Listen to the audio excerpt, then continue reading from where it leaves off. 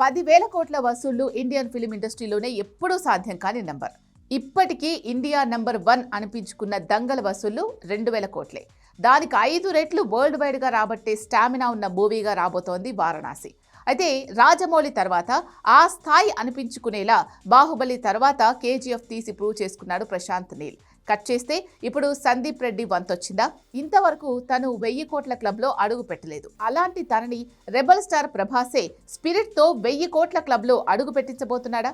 కానీ ఈ ఇద్దరూ కలిసి అలా అడుగు ముందుకేస్తే 1000 కోట్లు కాస్త 5,000 కోట్లయ్యే ఛాన్స్ ఉంది. యానిమల్ పార్క్ కి కూడా ఆ రేంజ్ స్టామినా ఉందనే మాటే వినిపిస్తోంది. ఇదే నిజమైతే 10,000 వారణాసి కలలాగే 10,000 కోట్ల సందీప్ రెడ్డి కల కూడా నిజమవుతుందా? Have a look.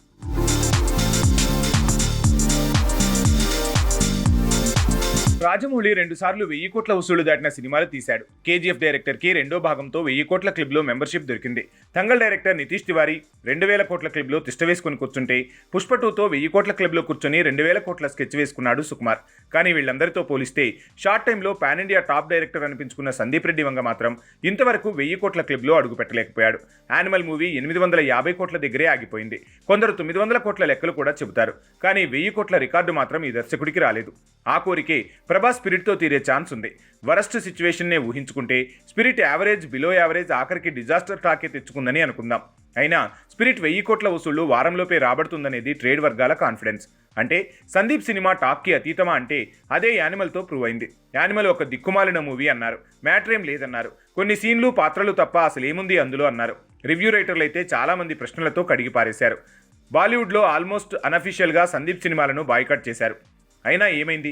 850 కోట్ల వసూళ్లు వచ్చాయి. ఇక ప్రభాస్తో ప్రశాంత్ నీల్ తీసిన సలార్ని ఇలానే ఆడుకున్నారు. అయినా అది 850 కోట్లపైనే వసూళ్లు చేసింది. అంటే టాక్తో సంబంధం లేకుండానే 1000 కోట్ల క్లబ్లో అడుగుపెట్టే రేంజ్ ఉన్న హీరోగా ప్రభాస్ మారిపోయాడు. అదే రేంజ్ మార్కెట్ని సందీప్ సొంతం చేసుకున్నాడు.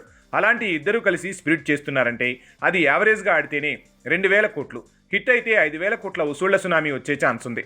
యానిమల్ సీక్వెల్ యానిమల్ పార్క్ కూడా 2,000 కోట్ల స్టామినా ఉన్న మూవీ. సో ఇది ఏమాత్రం వర్కౌట్ అయినా 5,000 కోట్ల వసూళ్లు వచ్చే ఛాన్స్ ఉందంటున్నారు.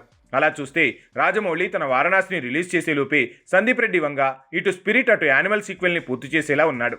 రెండూ కూడా 5 నుంచి 8 నెలల్లో పూర్తి చేసేలా రంగం సిద్ధం చేసుకున్నాడు. అదే జరిగితే తన 2 సినిమాలు 10,000 కోట్ల రేంజ్ ఉన్న మూవీలే అవుతాయి.